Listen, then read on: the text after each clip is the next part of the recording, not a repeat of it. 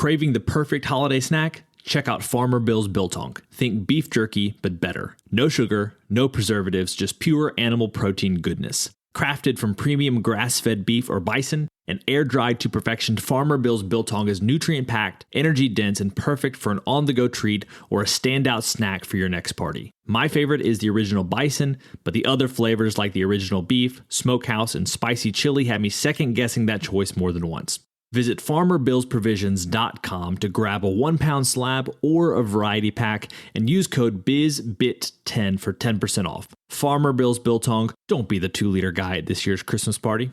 I tend to be the kind of person who thinks, for better or worse, if securities go in this bucket and commodities go in that bucket and commodities futures go over here, well, is this like a security? Is this like a commodity? Is this like a commodities future? Right? And you just sort accordingly. I tend to think that just because something is digitally native or was born on the internet or on a blockchain does not make it so much more like those other digitally native things and so much less like the maybe real world or old world analogs.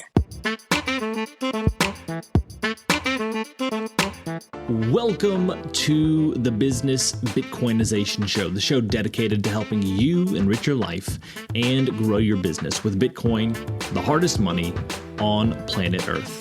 I'm your host, Josh Friedemann, and our guest today is Alexandra Gaiser, who's the Director of Regulatory Affairs at River Financial. In this role, she assists in new product strategy and interfaces with regulators. Before joining River, Alexandra was at the U.S. Department of Treasury, first in the General Counsel's office, and then as the youngest ever executive secretary, where she worked directly with Secretary Mnuchin and other members of senior staff.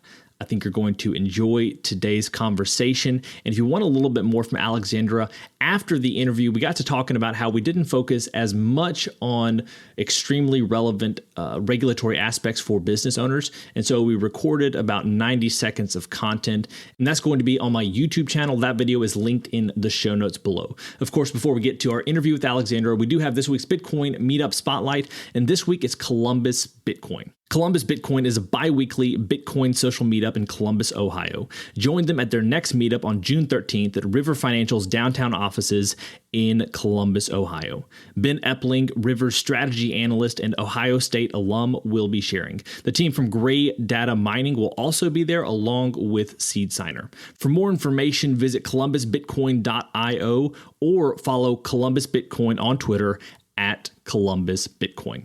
And if you're not in the Columbus area but want to find a Bitcoin meetup near you, I encourage you to download the Oshi app, where you'll be able to do just that. Now, we're going to get to our interview with Alexandra right after this.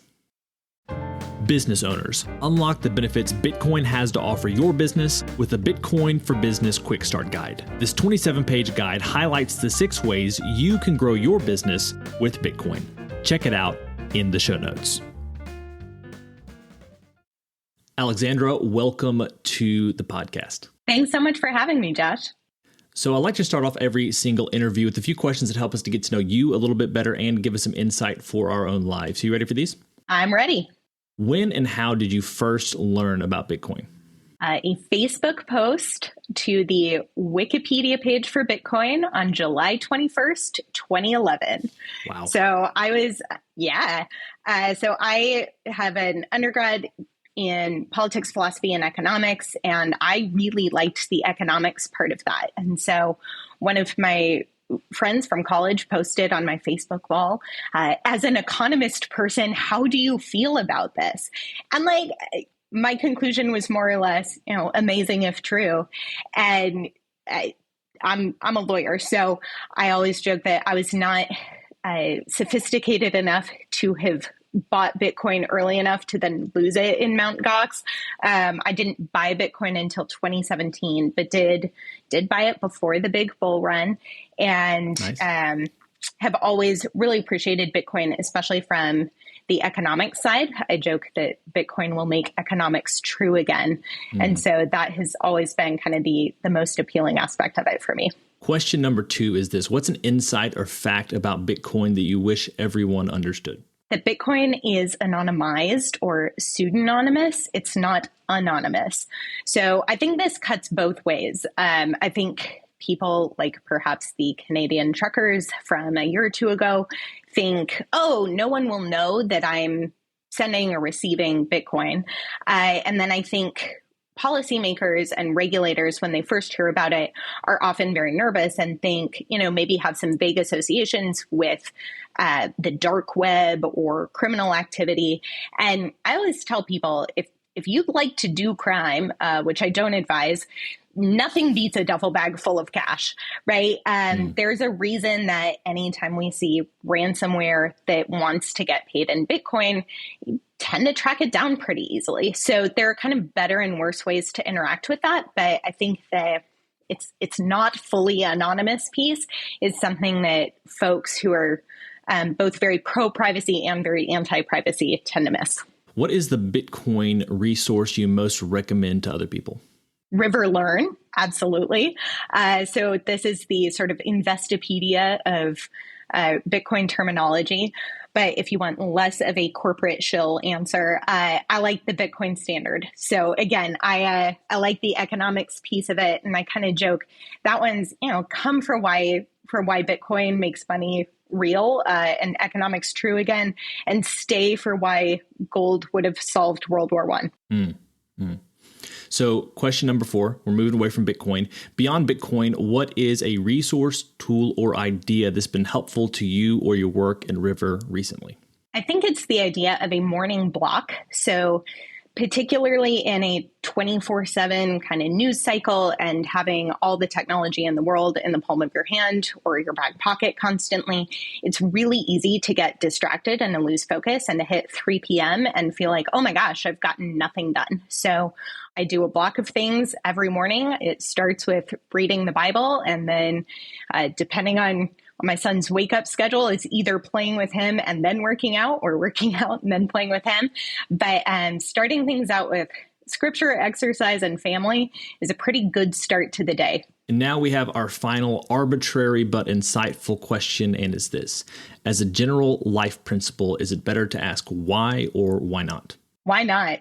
You do not get to be a Bitcoin lawyer if you need somebody else to make the case to you. So I have had a little bit of an unusual path in the law. And I think it's because I've kind of always just thrown my hat in the ring and said, sure, what the heck, I'll apply, I'll see what sticks. And it's been a great ride. So I tend to ask, why not? Meet Linkster, your premier Bitcoin-focused advisor. Linkster caters to businesses, institutions, family offices, and high net worth individuals. They merge your unique financial goals and needs with Linkster's Bitcoin expertise to craft your own sustainable plan to preserve and grow the value of your hard-earned profits and retained earnings. At Linkster, it's not just advice, it's tailored execution. Connect directly with the founder by visiting linkster.com. That's LYNCSTER.com. Linkster. Secure your future with Bitcoin. Today's episode of Business Bitcoinization is proudly brought to you by Velis Commerce, where the future of business technology meets Bitcoin. As we journey through the era of Bitcoin and its transformational impact on businesses, there's one name that stands out: Velis Commerce. Whether you're looking to build a cutting-edge website, a seamless mobile app, or custom software, Velis is your go-to team. They've been diving deep into the world of Bitcoin since 2014, making them one of the most experienced groups for integrating Bitcoin and Lightning payments into a variety of digital platforms. But here's what truly sets them apart. Velis Commerce doesn't just build. They bring a wealth of knowledge to ensure your project's success from day one. Their team understands the nuances of Bitcoin, ensuring that your business stays ahead of the curve. And for all business Bitcoinization listeners out there, Velis Commerce is offering a free consultation to kickstart your project the right way. So if you're ready to future-proof your business in the coming age of hyper-Bitcoinization, head over to veliscommerce.com or reach out on Twitter at veliscommerce. Let's make sure your business thrives in the Bitcoin era. So that's a great transition. Speaking about the law side of things, you are the Director of Regulatory Affairs at River Financial, and I wanted to talk with you today a little bit about regulatory things people need to be aware of, but specifically business owners. So maybe if you could just start off by sharing with us about your position and how you got to River Financial in the first place. So I always joke that regulators are sometimes interested to learn about Bitcoin, but Bitcoiners very rarely like learning about regulation. So hopefully this is helpful and not too painful. But I came to River in March of 21. And previously I had been at the U.S. Department of Treasury. So started in the General Counsel's office there, and then was the youngest ever executive secretary, which if you don't live in Washington, D.C., probably means nothing to you. It is sort of the air traffic control of the building. So any papers that passed to or from Secretary Mnuchin had to cross my desk first. And my team worked very hard to make sure that things ran smoothly there. So also for those of you who remember some of the policies that happened in the 2020 era at Treasury, I like to remind people I was in a policy facilitating role, not a policy making role. So those were not my ideas. Go yell at somebody else. But yeah, before that, I was just a normal attorney. I had done a couple of clerkships for judges and then was at a big international law firm and kind of went to Treasury out of the blue. So again, asking, well, why not, has served me well. Maybe this is not easy to answer, but I'm curious to know what was the most helpful experience that you had before River that's helping in your current role? Yeah, I think being at Treasury was my first experience being an in-house attorney. And so as an in-house attorney, your job is to solve a lot of problems for one client. Being a law firm attorney, your job is to solve one type of problem for a lot of clients. And so that's a kind of a value neutral difference, but I think it's been really fun and interesting to see either a department of the federal government or a company really holistically, and to look at its needs, its goals, its purpose, its mission, and then solve the legal problems that come out of that. And typically, I'd say working with very smart people who are not lawyers, I find to be pretty fulfilling. If I were not a lawyer, I would not voluntarily hang out with lawyers. And so I sort of recognize nobody likes asking the lawyer for permission or guidance. And so I try to make that as painless as possible. And I think typically smart people have good creative ideas. And so I view my job as trying to find a way to make it happen. So innovation doesn't happen if you're only willing to follow precedent, but there are some precedents you really have to follow. So I think it's kind of calling those balls and strikes. And I had the opportunity to practice those skills at Treasury right before coming here. So I know you've only been in the role since 2021, which in some ways is a short amount of time. In another sense, like Bitcoin's very young. So in the grand scheme of things in the Bitcoin world, that's a chunk of time. Have you noticed that as you've been talking with regulators, as you've been going about, I guess talking with people outside of River, not in the Bitcoin world, have people's understanding of Bitcoin, has that changed over time? Or is it still one of those things where people don't really understand Bitcoin? I think both things can be true at once. So yes, okay. I would say particularly when I talk to regulators in 2023, they know a lot more about Bitcoin, about what a wallet is, kind of the tech side of things. They're not sort of saying, "Oh no, what's a blockchain?" Sure. That said, do they understand it at the level that your average pleb does? No. And so that's something where I try to serve as a translator. And I think that the analogies we use really matter. And so that's something I think through a lot in my role is how can I explain this, not just so it makes sense, but so that it can line up with a framework that a regulator is already familiar with. So River is regulated state by state as a money transmitter. I think anyone would tell you that is a square peg, round hole. There's a lot about River that maybe makes sense with existing money transmission laws, and a lot that kind of doesn't. And so I try to take a step back and say, okay, like how can I explain where the holes are, but how can I also analogize this in a way that is comfortable for a regulator's framework? I think that tends to work well. So what types of analogies are you talking about that work well with regulators? thinking through how you send something. So a lot of regulators really think of a wallet as a physical place where Bitcoin lives. And so trying to transition them over to it's a little bit more of a keychain is actually like not a super useful thing, because whether it's a wallet or a keychain doesn't really matter for them or for how they interact with River. And so that's one where I tend to just sort of leave it be, right? But I talk about, whether we have a closed loop or an open loop in terms of how you can move money and what money you can move to other people. That matters a lot on the AML and KYC side. And so that's something regulators are really concerned about. So the sooner I can say, yes, you can keep a US dollar balance on the platform, but it's a closed loop system. You can only ever back those dollars out into your bank account. That really says, oh, okay, I can track with you. I understand where we're going here. So now let's go from regulators to business owners, the people listening to this podcast, and the person who's asking the questions on this podcast as well, because I told you in advance of this interview that I am a student on today's episode. What are the regulatory issues that people need to be thinking about, either that are coming down the pike or that are maybe currently here, but we're just not aware of them yet? Any thoughts there? Because I don't even quite know how to ask the question. I'm leaving it as open-ended as possible because I still need to be educated in this area. Sure. So I will preface this and kind of everything else with, this is not legal advice. So if you think you need legal advice, you should go get some. But that said, I think what we're seeing is a lot of movement at both the state and the federal level. And so the federal level gets all of the headlines, but the state level is probably going to make a bigger difference for any exchanges you interact with and any other kind of companies where you're interacting with them, buying, selling, sending, receiving Bitcoin, just because of those state money transmission laws.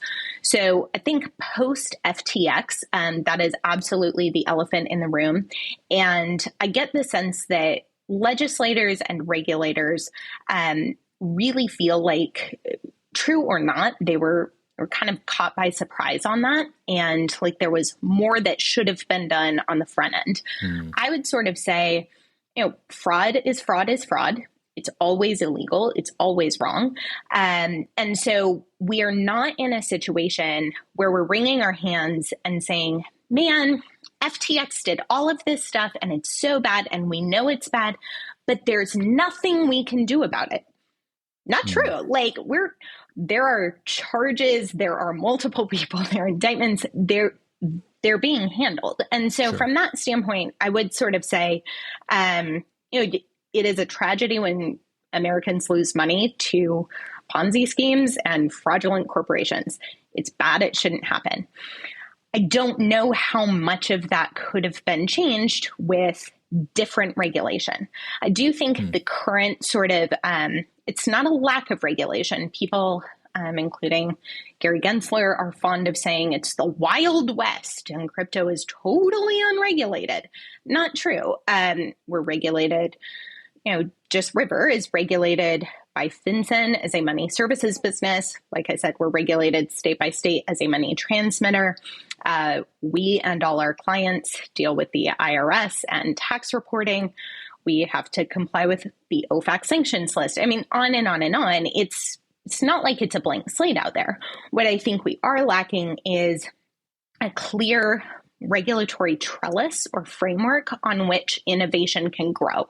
And so that's something where if you are concerned about crime and bad actors like FTX, I think you're likely to pursue a probably slightly different set of regulations than if you are concerned about innovation and having clear rules of the road for folks to follow, that allows the technology to kind of develop and go where it may. So I think you're seeing a big mix of that in the states.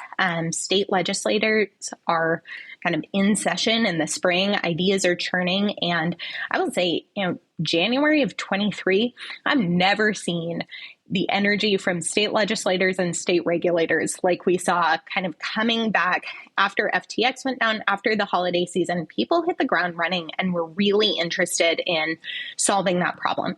So I think good news is we're likely to get more clarity in the next probably 12 to 24 months.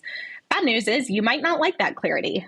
You might wish they had come to a different conclusion. So that is, I think, the surprising thing about democracy is it typically means living with other people's preferences. When it comes to state legislatures, what are some of the things that they're deciding on? And just, I'm based in Mississippi. I know Dennis Porter and his group have been helping to pass a lot of legislation, including some in Mississippi that's positive for Bitcoin. But, and I know that Florida passed some anti-CBDC, something or other. I don't know how much that's just like a preemptive thing versus posturing versus whatever else. But are there certain things that that people should be at least aware of as far as decisions being made state by state that you could clue us into? I will, full disclaimer, there are 50 states and there's just one of me. So there is kind of always more to keep track of than hours in my day. And so, there are various groups that are advocating for policy. Some focus more on the federal level, some focus more on the state level. And I think we all agree we want Bitcoin to flourish. And I think some of us disagree about the best ways and best bills to get there. So I think you'll see there's a bill in Texas that has said, we want to make sure that Bitcoin companies have proof of reserves. Well, proof of reserves sounds really good, but any accountant can tell you, like, assets is just one side of the ledger, right? And Sure. And it's just a snapshot in time. And so there are some details on that bill where, they want you to give an auditor access to some things, and I don't know how that works practically. I am not a CPA, but I am an attorney.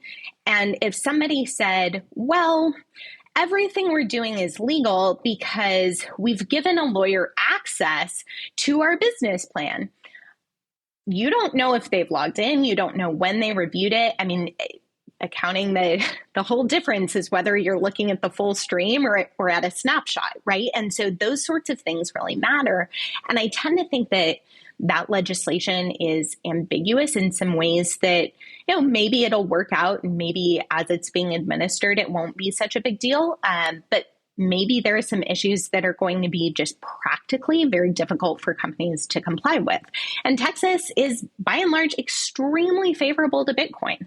I think that's something that's really counterintuitive is, as Bitcoiners, we think Bitcoin is not just money, it's the best money. But if a state defines Bitcoin as money, the odds that it comes into their money transmission laws and thus requires more regulation to deal with are actually pretty high. And so, again, it's not always exactly what you think, but leaving Bitcoin as not legal tender, not money, not monetary value actually gives you quite a bit more room to operate in various states.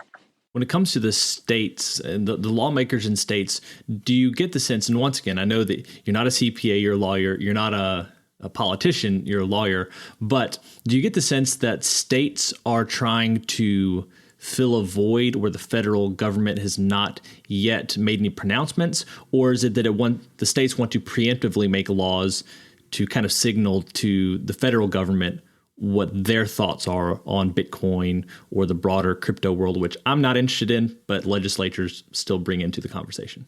So we have a federalist system, right? So we have states are sovereign, but they are subjected to the federal government. And so I think up to this point, you've seen states kind of more in the wait and see approach, where I think they kind of just threw up their hands and said, well, sooner or later, the feds are going to regulate this. And so we'll just, we'll keep applying our money transmission laws to it and kind of do our best.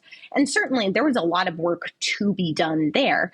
But I think what you're seeing now is states saying, no, we we can do it. And in fact, there are some actors in the federal government we don't trust and we don't want to see act in this space. And so that's where I think you're seeing some of the anti-CBDC legislation, which again, I'm kind of with you. I'm not sure how effective it will ultimately be, but I think as a mood barometer and potentially, sort of a PR talking point, I think it's really important to say, yeah, a CBDC is really un-American.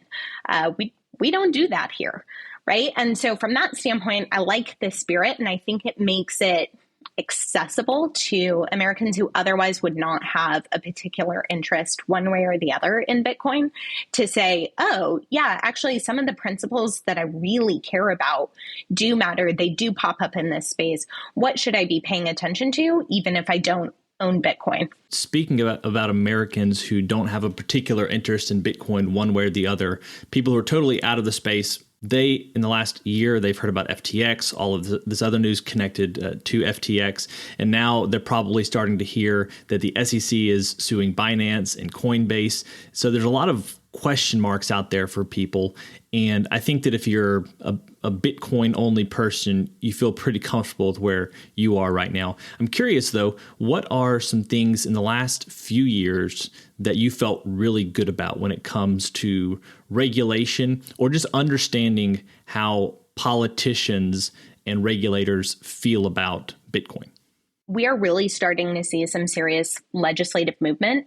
So the Lummis-Gillibrand bill was sort of the biggest first splash in this regard. Came out of the Senate actually over a year ago.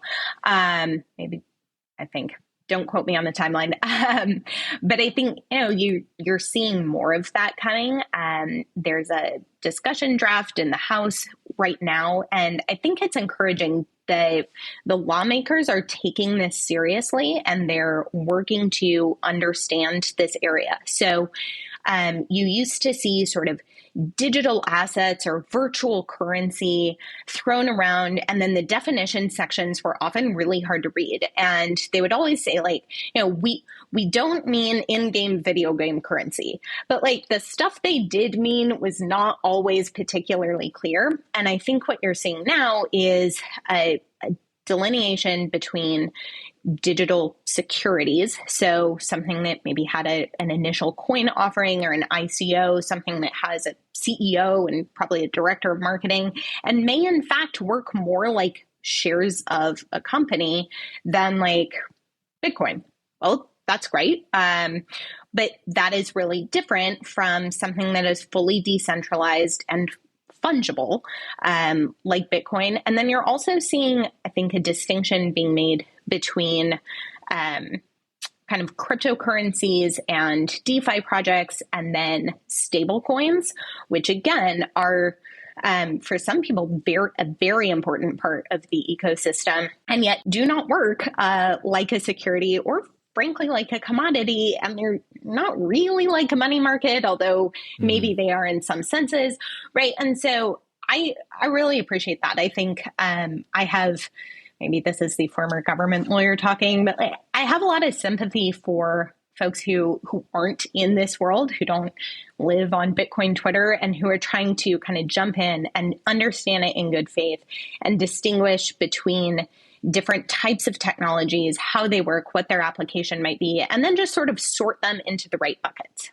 right? I tend to be of the view that nobody would sit down and design the financial services regulation that we have in the US right now from scratch. Nobody would put it together quite this way, but that's how it's come to pass. And so when we think about, how does Bitcoin, how does crypto fit into this? I think there are kind of better and worse answers depending on the better and worse aspects that we already have. But I tend to be the kind of person who thinks, for better or worse, if securities go in this bucket and commodities go in that bucket and commodities futures go over here, well, is this like a security? Is this like a commodity? Is this like a commodities future? Right? And you just sort accordingly. I tend to think that just because something is digitally native or was born on the internet or on a blockchain does not make it so much more like those other digitally native things and so much less like the maybe real world or old world analogs. I tend to think there's nothing new under the sun. And so it's pretty hard to say, oh my gosh, we've never seen anything like this. I think, well, actually, we probably have. And so wouldn't it be easier to just make a few adjustments to what's already in place for the thing that this is like? And I think you're starting to see more of that come out of Congress. As far as the SEC goes, that is different from legislative action. So those are, enforcement measures taken by an independent agency in the executive branch, sort of in the fourth branch of government. So, I think that is, again, I'm not a huge fan of the current SEC, which, is a lawyer at a Bitcoin only company, is a luxury I have. But that said, I think it's important to distinguish between enforcement actions and legislation. So the way that things are regulated tend to happen in the executive branch or in agencies. And that is different from the legislative process, which really should be a debate and a back and forth. And so I think there's some hope on the horizon in terms of just the quality and the understanding of what you're seeing. Again, there's plenty that I would change. Alexandra's bill has not been introduced yet, but looking forward to I do it. think that yeah, right. Exactly. I think you're seeing a greater level of understanding and a real good faith willingness to engage with the issues. Well, that's encouraging to hear. Maybe that's a good place to finish, and we could have you on in the future as things become clear or there's new developments. But I appreciate you sharing today to give listeners a greater sense of the regulatory landscape and just a lawyer's opinion on some of these things. Before we finish up, I'd love to hear any final thoughts that you have, as well as what you're most excited about right now at River Financial. That could be connected to what you're doing or a new product or just a product you think people need to know about. But maybe share that along with any final thoughts you have and where people can find you. Absolutely. So I am extremely boring on the internet, but you can find me on Twitter at AH_Gaiser and LinkedIn at Alexandra Harrison Gaiser, I think. And River has something very exciting that I actually think is going to be particularly interesting to your listeners. It's River Lightning Services. So you can go to rls.dev. And right now we're only doing this for other companies that have that are regulated and kind of registered on their own. But we are doing Lightning backend API. So if you are interested in sending and receiving using the Lightning network, you can't get any better than the River tech stack. And so our engineers have kind of done the hard work for you and made that very easy. So I think it's still kind of a baby product. It has a lot of growing left to do, but it should be a really exciting thing, and we're excited to see where it goes. Excellent. Well, Alexandra, thank you so much for your time today. It's been a pleasure. Thanks for having me, Josh. Well, friends, it's a wrap. Thanks so much for listening to this episode of the Business Bitcoinization Show. If you want to reach out to either me or Alexandra, you can find those links down in the show notes. And if you're interested in seeing what River has to offer, you can check out that link in the show notes as well. As always, keep building, keep growing, and until next time, keep living and leading well. If you're a regular listener of the podcast, thank you. If you want to take a further step in your support for the show, you can help us grow by listening on Fountain, a value-for-value podcast app on iOS or Android. If you hear something you like that you disagree with or anything else, you can share it by sending some sats and adding a comment with your thoughts. Some of you have already done this, and I appreciate it. I'm going to begin reading your boosts on upcoming episodes, so if you have some insight or value to add, let the people know. Getting started with Fountain is easy. You can add Bitcoin to your Fountain wallet by using your fiat accounts or any Lightning wallet. And one of my favorite features is that once you're using the app, you can earn sats just by listening on Fountain. Check out the link in the show notes to get started with Fountain today.